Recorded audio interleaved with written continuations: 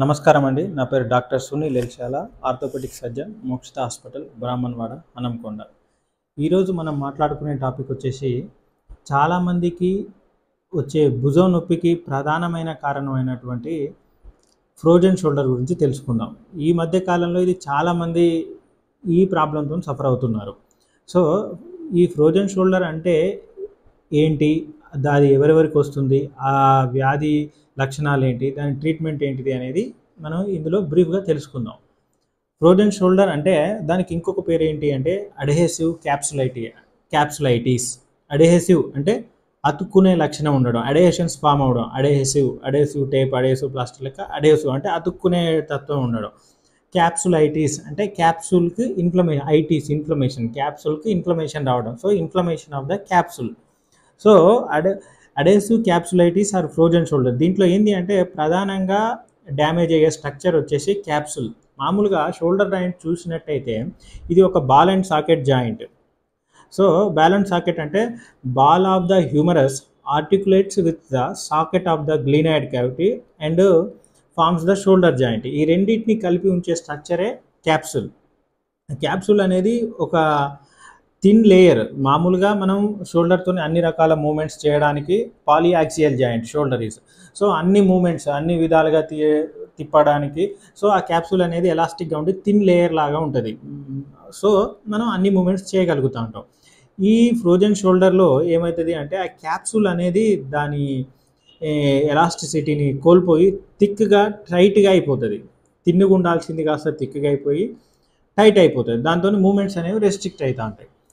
So ఇది ఎవరెవరికి వస్తుంది అంటే ప్రధానంగా ఇది ఉమెన్ అంటే మహిళలు ఎక్కువగా ఎఫెక్ట్ అవుతారు ఈ డిసీజ్తోని. మళ్ళీ తర్వాత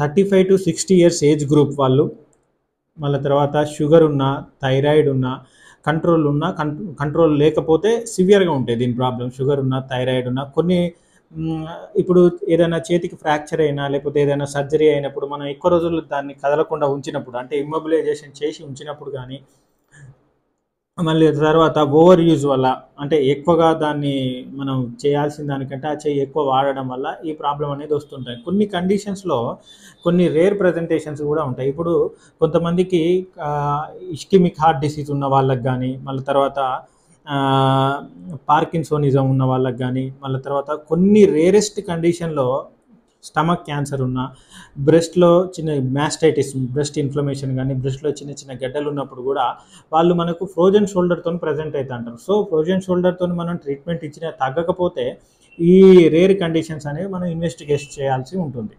సో దీని పెథాలజీ అంటే ఆ జబ్బు ఎలా ముదురుతుంది అనేది తెలుసుకుంటే ఫస్ట్ ఈ ఫ్రోజన్ షోల్డర్లో 3 రకాల స్టేజెస్ ఉంటాయి. ఒకటి ఫ్రీజింగ్ స్టేజ్ 1, తర్వాత ఫ్రోజన్ స్టేజ్, తర్వాత థాయింగ్ స్టేజ్. సో ఇప్పుడు ఈ జబ్బు ప్రధానంగా ఎఫెక్ట్ చేసేది క్యాప్సూల్ని. సో క్యాప్సూల్లో ఏమవుతుందంటే ఈ జబ్బు వల్ల ఈ చెప్పిన డిసీజెస్ వల్ల షుగర్ ఉన్నా, థైరాయిడ్ ఉన్నా, ఈ క్యాప్సూల్లో ఉండేటువంటి కొల్లాజన్ అనేది ఒక రకమైన కెమికల్ చేంజెస్ అవుతాయి. సో దాని స్ట్రక్చర్ మారిపోవడం వల్ల అది థిక్గా అయిపోయి టైట్ అయిపోతూ ఉంటుంది. ఈ థిక్గా టైట్ అయ్యేది వల్ల మనకు restriction of movements and pain అనేది వస్తూ ఉంటుంది. సో ఫస్ట్ స్టేజ్లో ఏంటిది అంటే ఫ్రీజింగ్ స్టేజ్. ఈ స్టేజ్లో ఆ క్యాప్సూల్లో ఉన్నటువంటి ఫైబ్రోబ్లాస్ట్లు అనేవి నెంబర్ పెరుగుతూ ఉంటాయి, ప్రొలిఫరేషన్ అవుతూ ఉంటుంది. సో ఇన్ఫ్లమేషన్ అనేది chronic inflammation of the capsule, adhesive capsulitis. So inflammation of the capsule, ఆ ఇన్ఫ్లమేషన్ అనేది ఎక్కువైతూ ఉంటుంది. ఇన్ఫ్లమేషన్ ఎక్కువ అవడంతో మనకు సివియర్ పెయిన్ ఉంటుంది. రాత్రిపూట వాళ్ళు పడుకోలేనంత పెయిన్ ఉంటా ఉంటుంది. ఆ ఎఫెక్టెడ్ భుజం వైపు అయితే అసలే పడుకోలేరు. సో సివియర్ పెయిన్ మామూలు డే టైంలో ఉంటుంది, నైట్ టైం కూడా సివియర్ పెయిన్ ఉంటా ఉంటుంది. స్టిఫ్నెస్ అనేది అంత ఎక్కువగా ఉండదు, ఎక్స్ట్రీమ్ రేంజ్లోనే వాళ్ళకి పెయిన్ ఉంటా ఉంటుంది. ఈ stage almost 8 months to 1 year వరకు ఉంటా ఉంటుంది. ఒకసారి ఈ స్టేజ్ అంటే 1 year అయిపోయిన తర్వాత ఫ్రోజన్ స్టేజ్కి వస్తూ అంటారు. ఈ ఫ్రోజన్ స్టేజ్లో ఏంటి అంటే పెయిన్ అనేది కొంచెం తగ్గుతుంది, అంటే ఇన్ఫ్లమేషన్ తగ్గిపోతుంది, క్యాప్సూల్ అనేది టైట్ అయిపోయి థిక్ అయిపోతుంది. సో స్టిఫ్నెస్ అనేది మేజర్గా ఉంటుంది. స్టిఫ్నెస్ అంటే వాళ్ళు ఎంత స్టిఫ్నెస్ ఉంటుంది అంటే ఇప్పుడు మామూలుగా కోంబింగ్ చేసుకోవడానికి చెయ్యి ఇక్కడి వరకు రాకపోవడం వల్ల మనం సో స్నానం చేసేటప్పుడు వీపు రుద్దుకోవడానికి చెయ్యి రాకపోవడం, మళ్ళీ తర్వాత మనం ఏమన్నా ఓవర్ హెడ్గా పైన ఇప్పుడు వంటగదిలో ఏమన్నా పాత్రలు తీసుకోవాలన్నా చెయ్యి ఇట్లా పైకి రాకపోవడం, సివియర్ పెయిన్ ఆ టైంలో ఆ స్టిఫ్నెస్ వల్ల ఆ మూమెంట్స్ చేయలేరు. అవి ట్రై చేసినప్పుడు పెయిన్ వస్తూ ఉంటుంది. మామూలుగా రెస్ట్ కండిషన్లో అంత పెయిన్ ఉండదు. సో ఇక్కడ పెయిన్ తక్కువ ఉంటుంది, కాకపోతే రెస్ట్రిక్షన్ ఆఫ్ ద మూమెంట్స్ అనేది చాలా ఎక్కువగా ఉంటుంది. ఈ స్టేజ్ ఆల్మోస్ట్ 1 ఇయర్ నుంచి 1.5 ఇయర్ వరకు ఉంటుంది. ఇది అయిపోయిన తర్వాత ఉండేది థాయింగ్ స్టేజ్. ఈ స్టేజ్లో ఏంటి అంటే పెయిన్ మళ్ళీ తర్వాత స్టిఫ్నెస్ అనేది గ్రాడ్యువల్గా తగ్గిపోతూ ఉంటాయి. తగ్గిపోయి రెగ్యులర్ మూమెంట్స్ అనేది ROM అనేది మనం రీగెయిన్ చేయగలం. అంటే ఫ్రోజన్ షోల్డర్ అనేది ఒక సెల్ఫ్ లిమిటింగ్ డిసీజ్, కాకపోతే ఇది డ్యూరేషన్ అనేది ఎక్కువగా ఆల్మోస్ట్ ఒక 2 ఇయర్స్ వరకు పేషెంట్ సఫర్ అవుతూ అంటారు.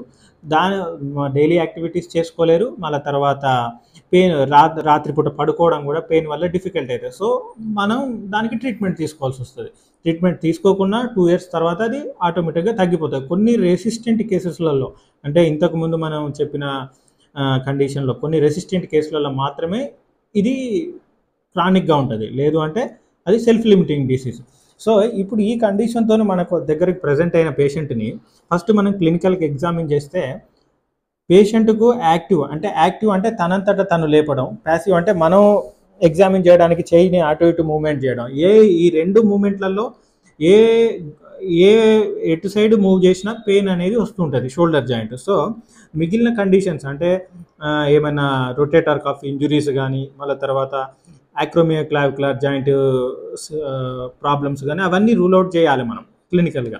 సో అది క్లినికల్గా ఈ పెయిన్ అనేది పేషెంట్ సడన్గా రాదు, గ్రాడ్యువల్గా over the period of time ఇంతకుముందు చెప్పినట్టు స్టేజెస్ 1 నుంచి 1 ఇయర్ డ్యూరేషన్తో వాళ్ళు మెల్లగా క్రానిక్ ప్రెజెంట్ అవుతారు. ప్రెజెంట్ కాగానే మనం క్లినికల్గా యాక్టివ్గా ప్యాసివ్ మూమెంట్స్ 2 చెక్ చేసిన తర్వాత global restriction in both active and passive movements ఉన్నాయనుకోండి, మనం ప్రొవిజనల్గా ఇది ఫ్రోజన్ షోల్డర్ కింద కన్సిడర్ చేస్తాం. కాకపోతే ఫస్ట్ పేషెంట్ షుగర్ ఏమన్నా ఉందా, థైరాయిడ్ ఏమన్నా ఉందా, ఒకవేళ ఉంటే అవి కంట్రోల్ ఉన్నాయా లేవా అనేది మనం రూల్ అవుట్ చేయాలి. రూల్ అవుట్ చేసిన తర్వాత మనం ఫస్ట్ ఒక ఎక్స్రే తీసుకోవాలి. ఎక్స్రేలో బోన్ పెథాలజీ ఏం లేదు, ఇందులో ఎఫెక్ట్ అయ్యేది క్యాప్సూల్. సో బోన్కి ఏమి ఉండదు, కాకపోతే మనం షోల్డర్ జాయింట్ ఏమన్నా అరుగుదల ఉందా, లేకపోతే పక్కనే ఉన్న యాక్రోమియో క్లావిక్యులర్ జాయింట్లో ఏమన్నా అరుగుదల ఉందా అనేది మనం రూల్ అవుట్ చేయాలి. అవి రూల్ అవుట్ చేసిన తర్వాత హై రిజల్యూషన్ అల్ట్రాసౌండ్ అనేది మనకు సరిపోతుంది. ఈ అల్ట్రాసౌండ్లో మనం రూల్ అవుట్ చేయాల్సింది ఏమైనా రొటేటర్ కఫ్ ఇంజురీస్ ఉన్నాయా, ఇంజురీస్ అంటే టేర్స్ ఏమన్నా ఉన్నాయా అనేది రూల్ అవుట్ చేసుకోవాలి. ఇందులోనే మనకు క్యాప్సూల్ ఎంత థిక్ ఉన్నది అనేది మనకు వాళ్ళు తెలిసిపోతుంది. ఏమన్నా ఎడిమా అంటే ఫ్లూయిడ్ కలెక్షన్ ఏమన్నా ఉందా, మన తర్వాత క్యాప్సూల్ ఎంత థిక్ ఉన్నది అనేది తెలిసిపోతూ ఉంటుంది. సో రేర్ కండిషన్లో మనకి ఎంఆర్ఐ అనేది ఎంఆర్ఐ స్కానింగ్ అనేది మనకు క్లియర్గా తెలిసిపోతూ ఉంటుంది. సో ఇట్లా మనం కన్ఫర్మ్ అయిన తర్వాత ఫస్ట్ మనం ఇచ్చే ట్రీట్మెంట్ వాళ్ళకు మెయిన్ స్టే ఆఫ్ ట్రీట్మెంట్ అంటే ఒకటి medicine for pain relief exercise physiotherapy for stiffness relieve చేయడానికి. సో ఫస్ట్ మనం ఎన్ఎసైడ్స్ అంటే నాన్ స్టీరియల్ యాంటీ ఇన్ఫ్లమేటరీ డ్రగ్స్తో ట్రీట్మెంట్ స్టార్ట్ చేసి కొంచెం పెయిన్ తగ్గుతూ ఉంటే ఫిజియోథెరపీతో ROM అనేది పెంచుకుంటూ పోవాలి. సో చాలామంది ఈ ఎక్సర్సైజ్లకు అంత కోఆపరేట్ చేయకపోవడం వల్ల మధ్యలోనే బంద్ చేయడం వల్ల వీళ్ళకు పెయిన్ అనేది అంత తొందరగా తగ్గదు. కొన్ని సందర్భాల్లో మనం షార్ట్ డ్యూరేషన్ ఆఫ్ స్టీరాయిడ్స్ కూడా వాడాల్సి ఉంటుంది ఈ కండిషన్లో. ఒకవేళ ఇట్లా మెడికల్గా మనం ఓరల్గా తీసుకున్నా తగ్గలేదంటే ఎక్కడైతే పెయిన్ ఉందో మనం steroid injections shots of 1 or 2 shots of steroid injections కూడా మనం జాయింట్ లోపల ఇంజెక్ట్ చేసి మళ్ళీ ఫిజియోథెరపీ కంటిన్యూ చేస్తే ఈ కండిషన్ అనేది క్యూర్ అవుతూ ఉంటుంది. ఇక రేర్ కండిషన్లో హైడ్రోడైల్టేషన్ మళ్ళీ తర్వాత మ్యానిపులేషన్ అండర్ అనస్థీషియా అనేవి ఈ పేషెంట్స్కి చేయాల్సి ఉంటుంది. సో ఫస్ట్ మనం ప్రివెంట్ చేయాలి అంటే షుగర్ ఉన్న వాళ్ళు షుగర్ కంట్రోల్ ఉంచుకోవడం, మళ్ళీ తర్వాత regular ROM of the joints చేయడం, ఇమ్మొబిలైజేషన్ అవాయిడ్ చేయడం అనేది ప్రధానం. ఈ వీడియో మీకు నచ్చినట్లయితే like, share, subscribe to Mokshita hospital.